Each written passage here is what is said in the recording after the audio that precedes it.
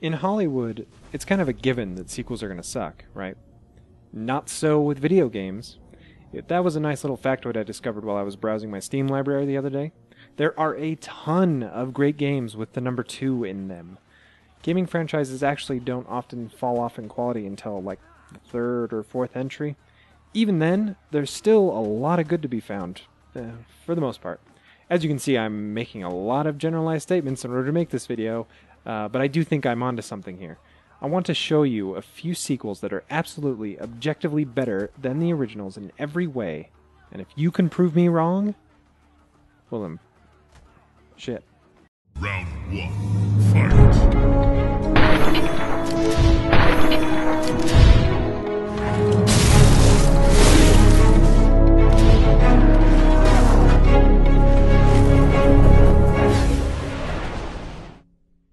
Now these games are in no particular order, so let's start with the easiest one. Left 4 Dead 2. Why do I think it's better? Well, there's a lot more content for one. New items, new guns, a lot of different game mechanics happening throughout the levels. Shit, it's even coming down. But there are technical aspects too. The gunplay feels tighter. The game looks better visually. The effects and weather are just awesome. There are quite a few new enemy types that vary up the gameplay a lot, including the multiplayer, which is nice. And of course, there is one definitive reason, and that's that Valve put the entire first game inside of this one. It's awesome. Left 4 Dead 2 feels like the ultimate zombie-killing game, and it's still fun after all these years, especially in the multiplayer. While we're on the subject of great multiplayer, let's talk about how awesome Borderlands 2 is. It did a number of things that improved upon the original. For example, it made the planet of Pandora seem like a real place by adding a bunch of huge, varied environments and locations. The new characters they added in are interesting. I'm alright. No new jobs. How you do? But they still kept the old ones around for the sake of the story. And on top of that, they managed to add an awesome villain to the beast, too. And man, that story. They took the weakest element of the original Borderlands by far and just cranked it up to 11.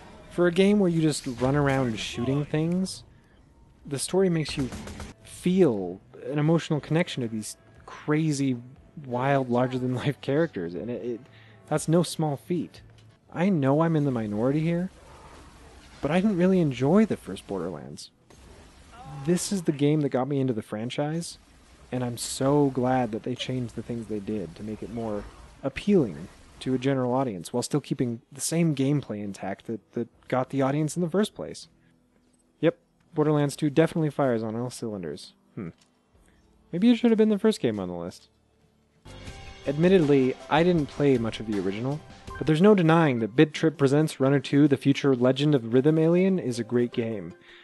Although it took an interesting route for a sequel, in that the visual style and emotional feel of the game is completely different than the first one. This game just bleeds joy. The music is amazing. The characters, even the ones in the background, are adorable, or, at least slightly creepy. And even when the game gets impossibly hard, the gameplay is so good that it's difficult to put down. There's also something exhilarating about trying to plow through a level perfectly, risking it all by jumping over the checkpoint just to get an even higher score, and the feeling of getting everything just right, absolutely perfect, as you blast yourself through the bonus cannon and miss the bullseye. Come on!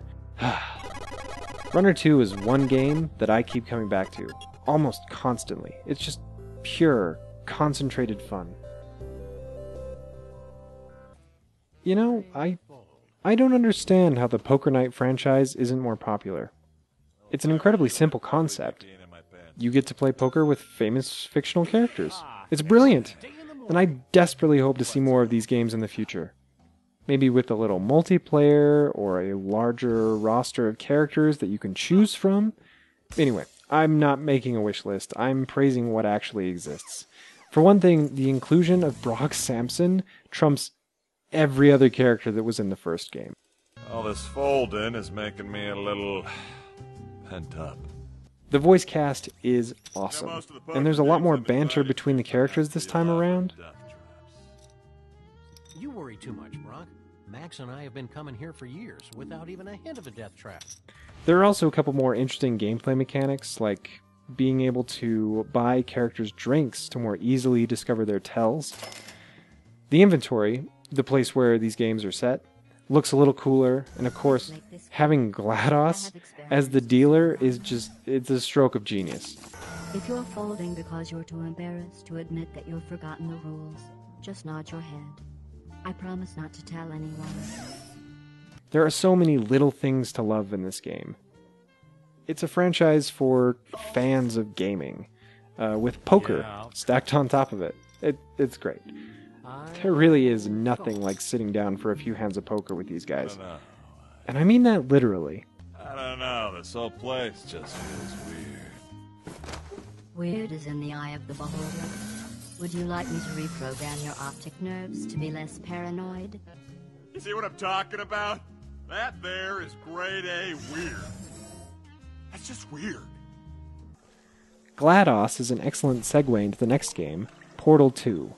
And I can't think of one thing this game falls short on when compared to the original.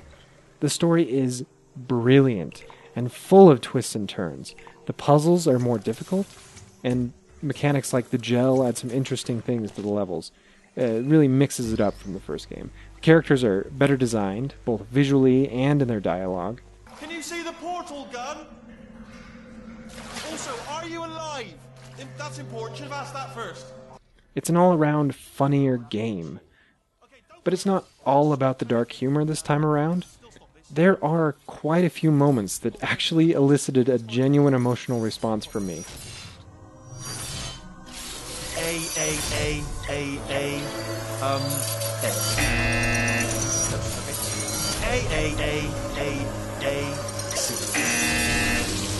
Wait, did I do B?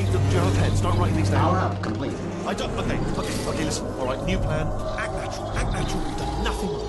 Hello. Oh, it's you. The whole game is filled with a larger sense of mystery as well. Where the first game kind of deals with finding out where you are, the second is more about finding out what happened here. The environments just have so much character. It's just as much fun to look around as it is to solve the next puzzle.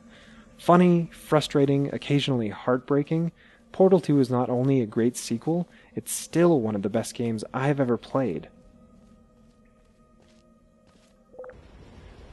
Last, but certainly not least, Just Cause 2. The game that made you feel like you were living in an action movie. Everything blows up, and for once, that's actually your goal in the game. The more you blow up, the more chaos or points you get. The world is a lot bigger, and it has a ton of awesome Easter eggs to find. I didn't really pay attention to the story, but it did seem to take itself less seriously than the first game, which is great, because it fits the world you're in a lot better. Oh, and of course I have to mention the huge improvements made to the grappling hook. I am so glad they gave it such an overhaul for this game. It made exploring the huge open world that much more fun. Oh, and you can also do stuff like this. When I was in the middle of editing this video, I realized that there were a few games that I missed. And you know what that means. Stay tuned for more fantastic sequels in next week's video. Either that or I'm just discovering an obsession with the number 2. The player takes the pot.